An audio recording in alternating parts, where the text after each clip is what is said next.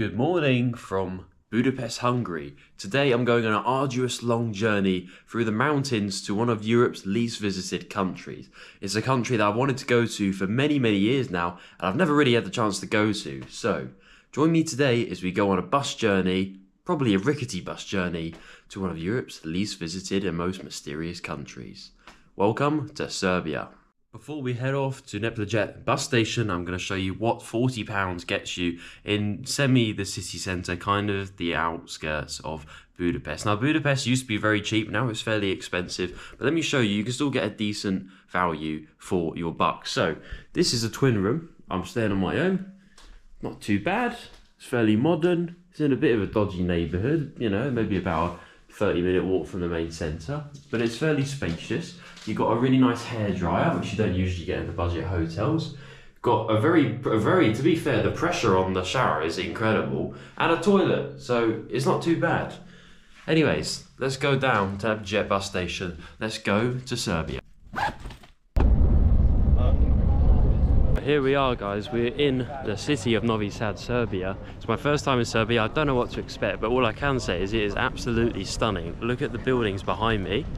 And look at the buildings in front.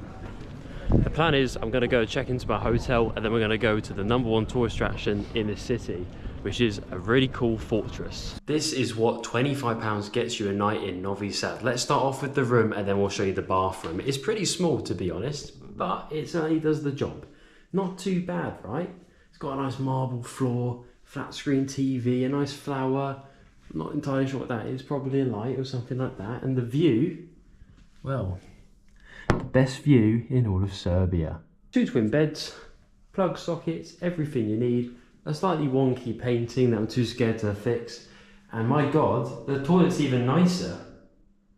So it's like a really nice sort of like mosaic thing on the wall, and 3 choices of shampoo. Not bad. Serbia and Eastern Europe, you can't beat it. So we're just looking at the hotel. Novi Sad is without water from 11 PM till 5 AM. What is the story behind that, I wonder? Let me show you this. This is the #1 tourist attraction I promised I would show you. This is Petrovaradin, if I'm pronouncing that. My apologies if I'm not. Fortress. So many years old on the beautiful and wide Danube River. Now, anyone who's ever been to Serbia before, rivers are such a big part of the culture here. They literally have something called a splav, which really simply put, and I haven't been on one, but I really want to go on one. We're going to try and get on one today. But it's basically a floating nightclub slash bar on a river. And you can literally go from one side of the river to the other whilst getting drunk. I mean, who would have thought of such a good idea? So, it's a really nice place. You've got a lovely, beautiful fortress on this side, and you've got the old sort of communist Yugoslavian era big apartment blocks on that side. Just goes to show Serbia's got so much of olds and a little bit of new. There are a few modern bits here and there, but generally speaking, it heavily reminds me of Brasov many years ago, before the EU. That's the general vibe that I'm getting here, and it's quite nice that way. I don't even know if the camera does it justice, to be honest, but this place is absolutely stunning. And technically we've actually left the main part of Novi Sad now. We're in Petrovaradin, which is like a town sort of village, right? And we're going to try and go up the fortress now. Apparently there's a beautiful view of the entire city. So yeah, let's try and attempt to get up to the top. I have no idea where I'm going, but there's some old Yugoslavian bus stop sort of thing going on here. Gotta love it. And here you've got an old abandoned building. You can literally see the paint's falling off the walls. And then literally right next to it, you've got this incredibly beautiful Austro-Hungarian style building in bright pink. Literally 2 sides of the country in one, and that's why I love the Balkans. It's just got a bit of everything. It's got a bit for everyone. And everyone's super friendly in Serbia as well, may I add. Well guys, we've turned this way, and as I said, there was a view, but that means we've got to walk up the world's longest and steepest hill. Yeah, let's do it. I'm out of breath already. But that's the view from that way, and this is the view from that way. And as you can see, there's no ticket barriers, no one charging, no one trying to scam me or something like that. It's just free to enter. And yeah, it's a bit overground down the back, but that's just the way we like it. It's left, the history is the way it is, and that's what I like. I think it's really nice and authentic. So far I really recommend coming here. Petrovaradin Fortress. I quite like Novi Sad because it's a very quaint town and there's a river next to it.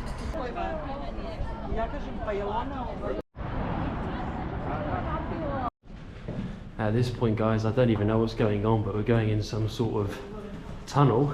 I know there's catacombs under here, they're not open today, but nonetheless you can go in this really cool tunnel, which I believe leads to the top.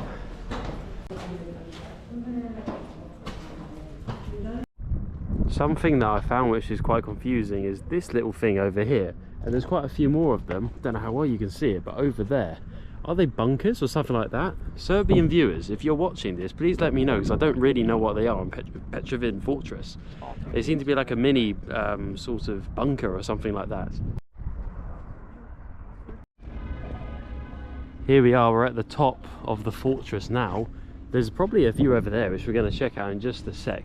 Behind me there's a really cool museum, and it's just a really peaceful atmosphere. I mean, just think, if this was in any other city, even in Central Europe, like Budapest for example, or Vienna, this would be crowded with Chinese tourists, with English tourists, those kind of people.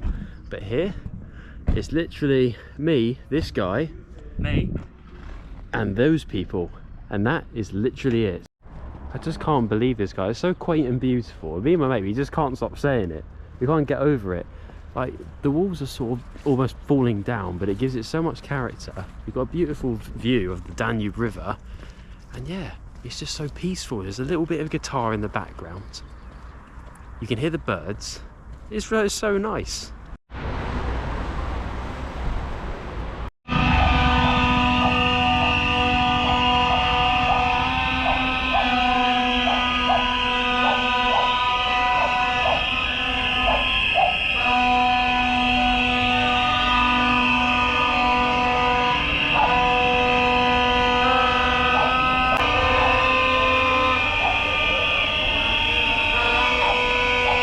Behind me, as you can see, is a bit of a protest going on. This is quite a regular occurrence here in Belgrade and Novi Sad. Recently, many of these protesters have cycled to Strasbourg in France, basically to ask for help with what's going on here. Now, I'm not going to get political, get into it too much, but long story short, the train station Novi Sad fell down, and I don't know the ins and outs of it too much. I'll put some text for you guys just to sort of enlighten you of the situation, but there's a little bit of bureaucracy involved that I've been told of. Allegedly. To be honest, guys, it really brings parallels to the situation that happened a few years ago, where the disappointing and tragic incident of Grenfell Tower took place, where the planning just wasn't there for the buildings, and the buildings caught fire way too fast, way too quickly, and there just wasn't enough done for the residents who lived there. So it's a similar situation. As I say, I'm not going to say too much because I don't know the ins and outs and the politics of Serbia, to be honest, but from what I've heard. Good morning everyone from Serbia. I'm a little bit hungover, but we're going to gloss over that. Let's go into the town centre and see a few of the main sites here. So, the point that I wanted to get across yesterday, and I don't know how well I was trying to carry my backpack for half the video, but there's such a difference in the country. You've got sort of the gritty, more, you know, standard side that you might think as a Westerner, but a lot of it, it's just incredibly beautiful. Like these buildings here, the Austro-Hungarian sort of architecture. There's a mixture of romanticism, there's a mixture of classicism, there's all sorts of architecture here. And generally speaking, it's very, very safe as well. So, as I say, I'm super impressed, I really am. Coming up, we've got one of the oldest libraries in all of Serbia, if not the oldest one, which I'm going to show you in just a sec.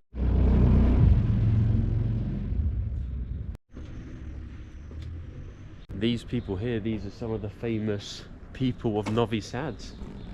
Kaba Teknaja and Joba Svanik, which I'm almost certainly pronouncing wrong, and I do apologise, but they're probably important people.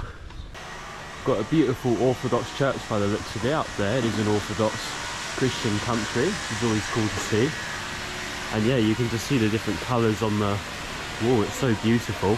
We're going to go to the main square and I'll show you one of the main churches. It's a massive church cathedral sort of thing, and it's from the sort of the revival of Gothic age. So it's going to be slightly lighter than your standard Gothic church that you'll find in like Prague or something like that. So yeah, in terms of sights here, it's a very beautiful place. We're coming up to the main square. This is one of the main streets, and there's so many cool restaurants and bars. This is where we were yesterday. Literally everywhere you look, there's beautiful Austro-Hungarian architecture, and I just love how they've got the different colours there It just feels safe, it feels clean, because it is safe and it is clean. And if this was in like Luton or somewhere like that, it'd all be grey, there'd be people littering everywhere, and it'd just be a bit disgusting. But here, it's totally different. I mean, look at this, it's like a Tuesday or Wednesday, I don't even know what day it is, to be honest, morning, and this is the street. It's fairly busy. We've got cafes already opening with people in them, may I add, having breakfast, having a nice drink, relaxing. And that's what some of the culture is about here. It's just people having a good time. Now, this was the main square that I was actually going to tell you about. That's the Revival Gothic church. You can see on the top, it's a bit like, I don't know who's been to Vienna who's watching this, but it's got that same sort of coloured rooftop where the colours sort of change at the top and it gets yellow and it gets green as you go down. It is incredibly beautiful. We went here in the evening before a few drinks and just watching like how it was, watching the people basically. It's like kids playing, not an ounce of litter everywhere. It's just a really nice vibe, and it felt like this in Krakow. It felt like this in even Albania. It felt like this in many other countries that get such a bad rep and they just don't deserve it, because it's just peaceful and it's lovely. I mean, to be honest, as I've previously said, it really does feel like Brasov, Romania, just a little bit more gritty because it's not in the EU, it doesn't have the same funding, right? But it just does feel like that sort of place. It really does.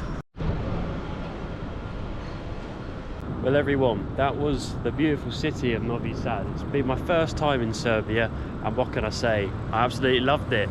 How would I rate Serbia overall? It's definitely going to be up there. It's clean, it's safe, as I repeated probably a million times by now. You're probably sick of it, but nonetheless, do I recommend you come here? Absolutely. If you like nice buildings, you just want to chill out a bit, it's a slower pace of life, this is definitely the place to come. If you want the same sort of feel as what Prague used to be a few years ago, this is a pretty good place to start. And with that, I'm off to one of the villages, we're going to the boonies. I'll see you in the next video.